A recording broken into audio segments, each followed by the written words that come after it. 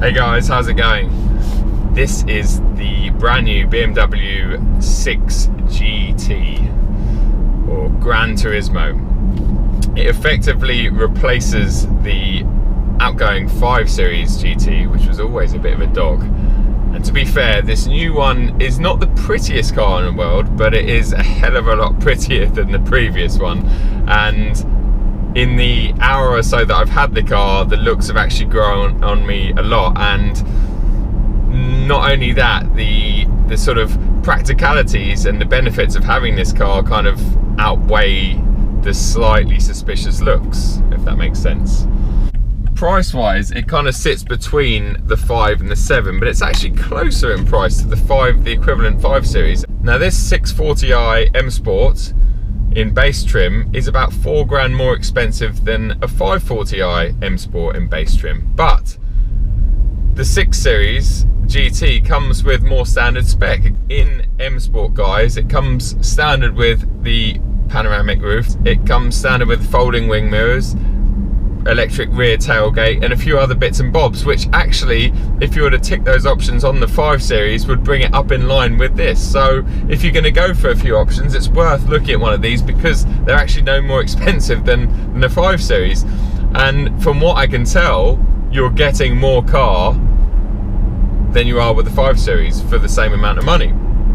Now, what's it like in here? There's plenty of space. There's far more space than a 5 Series, and I would go as far as saying there's more space than a regular 7 Series, or at least it feels like there's more space, in the same way that SUVs give you that sort of fake feeling of extra space because they're a bit more airy and you're a bit more upright, etc. Now this one's got a higher driving position, the rear seats are a bit higher. They're not as high as they were in the 5 GT, so if you're familiar with that, the rear seats in those cars had a really nice sort of bench seat feel about them, that you kind of looked down on the cabin and you looked out and there was lots of window space, but as an effect that made the car look very ugly. So they've kind of had to take some of that away to give the car a better look, in my opinion. Now, yeah, inside the cabinet is beautiful. It's a complete mix of 5 and 7 Series in here. It's got all the very latest tech. Now this particular press car is fully loaded. List base price is 56. This one's weighing in at just over £73,000, so it's got pretty much every option ticked. But saying that, these cars as a base model actually come reasonably well spec. Now I'll put the spec below of this car, and you know, it's definitely worth going over to the BMW configurator and checking out, because you don't have to go too crazy with options. But it's amazing that, yeah, a car that comes standard with things like panoramic roof and a sports automatic transmission, you could still add like 15 plus grand's worth of options to. Now, it's a very nice place to be. It's a very nice place to sit. As I say, I'm sitting a little bit higher. I personally always want to sit a bit lower, but I can understand the benefit of this. It definitely makes the car shrink around you sitting a bit higher, and in fact, it's hard to believe that I'm in a car that's basically the same dimensions as a regular 7 Series, because from here it feels almost 3 Series like, you know. It's very easy to maneuver, and normally when I get in a car this big it takes me 10-20 minutes to kind of acclimatise to the size and the dimensions, but in this thing, not at all. I've jumped straight in and I feel very confident in it. I feel great. Now this is the 640i M Sport xDrive, so it has the 3-litre twin-scroll turbo 6-cylinder unit that I'm very familiar with, that's in the M Lights and that's in the 540i and the 340i and the 440i, all the 40i's. So it's the B58 unit, which I rave on about all the time. It's a very torquey, very powerful, very efficient unit. It's a great engine. I have to say though, I haven't tried the 630D, but I am pretty positive that the 30D unit in a car of this weight, which must be approaching 2 tons, is always going to do a better job than the equivalent petrol engine, even a mighty petrol engine like the B58. The reason for that is just its low down torque and its increased torque over this engine. They're just brilliant, those diesels, but people are scared to buy diesels at the moment, you know, and it's kind of, yeah, it's putting a lot of people off. And the other reason I'd probably go for the diesel over the petrol in this car is because in the bigger BMWs, unlike the M Lights, they really mute this engine. You can't hear it at all. Look, I put my foot down. Can you hear that? Because I could just about hear it, and in fact it sounds a little bit gruff as a result. I think they put so much soundproofing in here that it kind of shuts up that glorious straight six petrol engine, which from the outside I know it sounds good because I heard one pull off this morning. It sounds very much like what we expect a B58 to sound like, but from the inside it's very quiet, even when you put it in sports. So we're in sports now. There's very little sound pipe through the cabin. In fact, I don't think there's any, which is a plus point, I guess. It's, you know, it's good that BMW sort of turned down that sound box, because it was getting a little bit silly, especially in cars like the M760, where it's basically playing a straight six around the cabin and you're driving a V12. But that's another subject. So yeah, inside great, in the back really nice. It's if anything, it's a nicer place to be than any of the 5 or the 7 Series. You just seem to have more of a commanding position back there. There's so many cars, you know, the Germans especially, they're bringing so many variants of cars out in each segment now that it's very confusing. You know, you've got the 6 Gran Coupe, which will be replaced soon. That's a beautiful car. I mean, that's about the most beautiful BMW you can buy, and this is probably one of the ugliest. But it's not ugly, it's just one of their, let's call them less pretty in the lineup, in the range. But where does it sit? I mean, who would buy this car? You know, I'm a chauffeur.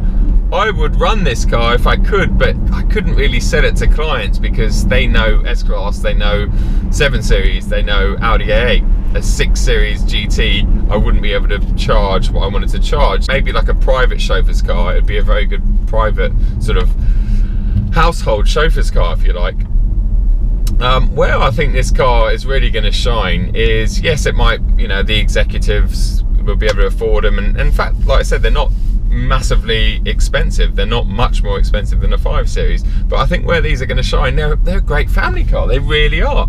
Now, I know people are obsessed with SUVs and, you know, going down that route, but to me this is almost like a crossover from your regular 5 Series to your SUV. But in terms of space in here, it's just brilliant. We've got the lovely massive opening hatchback style boot, which I was raving on about with the 640i Gran Coupe that I had. Now in this thing, it's huge. It is absolutely massive. You've got some electric controls in the seats back there that you can access from the boot that make the rear seats fold pretty much flat and just open up the biggest space. I mean, you could, it's like a queen size double bed back there with those seats folded down, and you've got loads of lovely, you've got a nice flat load area, you've got loads of room in there. Now you go to the back seats. Now I'm 6'3.5", 6'4", and I'm very comfortable driving position here.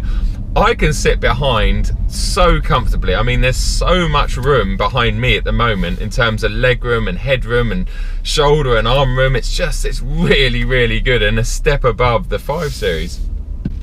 So rear space is just brilliant, and what they did point out as well is it actually, the rear bench will accommodate 3 baby seats. So I know that's a plus point for a lot of people. In fact, I have family in Australia, and they had a challenge about a year or 2 ago where they had 3 bubbers, and they couldn't find a car to accommodate 3 child seats. They had to end up getting effectively a 7-seater, which was annoying because they didn't want something that big. Now this, 3 child seats, 2 Isofix either side, and a standard fitment in the center.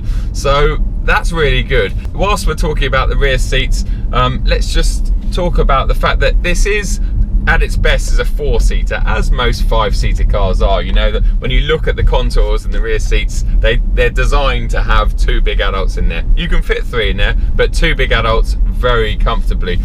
They've got lovely little recliners on this particular car as well, where the backrest just reclines, I'd say about 10%, but it just makes that bit of difference. It just gives you a bit more luxury again. So yeah, in terms of practicality, this, I would seriously very strongly look at one of these over, say, an X5 or a Range Rover or whatever SUV you're looking at, because dynamically it's a bit better than an SUV. You know, it sits a bit low. It's still a heavy lump, you know, it still weighs, like I said, close to 2 tons. But in terms of, yeah, interior space and light and airiness, and it feels really big and lovely in here, and I would prefer to have this as a family car than an SUV. A bit more subtle driving around in this as well. It's a bit, could I say a 6GT is cool, but I think it is. I think it's cooler than a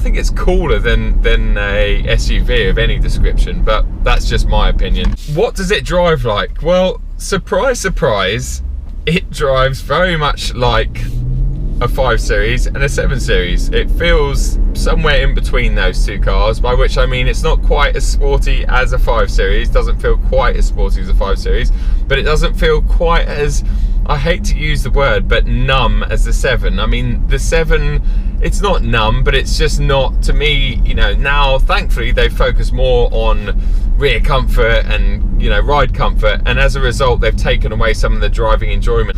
Whereas this has got a bit more, it feels a bit more sort of focused on driving than the 7 does, which is right, because I think most people that own the 7 are going to be the chauffeurs, so they're driving the client, whereas the client or the owner is going to drive this car. So it's, yeah, it's got the, you know, the right amount of 5 Series to it, if you like.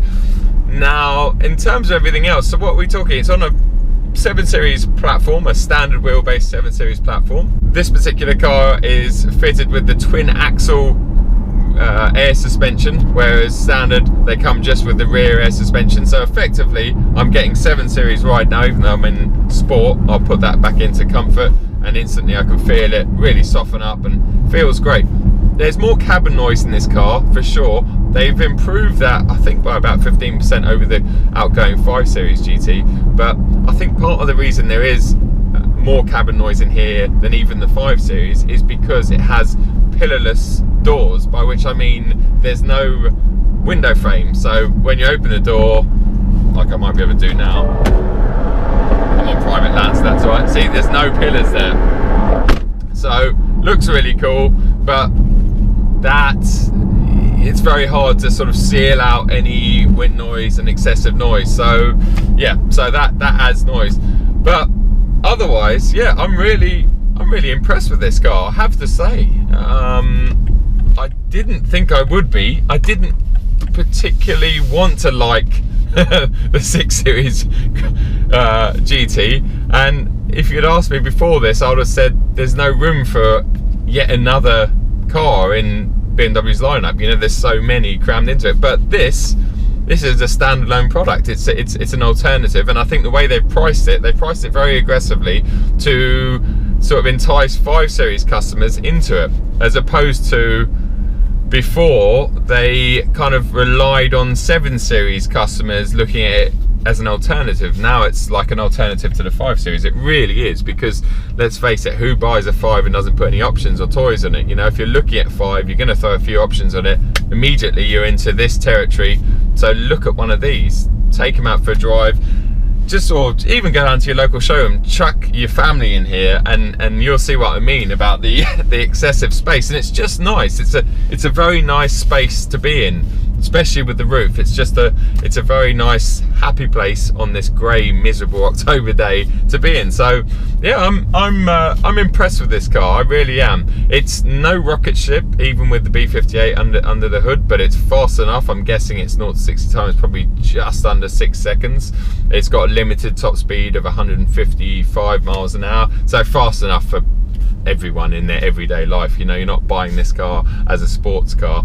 But yeah, really impressed with it, and yeah, that's about all I can really say. Just pulling back up to the venue now. I'm going to have some lunch and then take something else out after lunch. But I wanted to do a bit of a comprehensive review on this car. I only had it for 45 minutes, so I've rushed this a little bit, so apologies if I've missed anything, but please leave me any questions below. Give us a thumbs up if you enjoyed this video, and please make sure you subscribe. Cheers guys, take it easy, thanks a lot.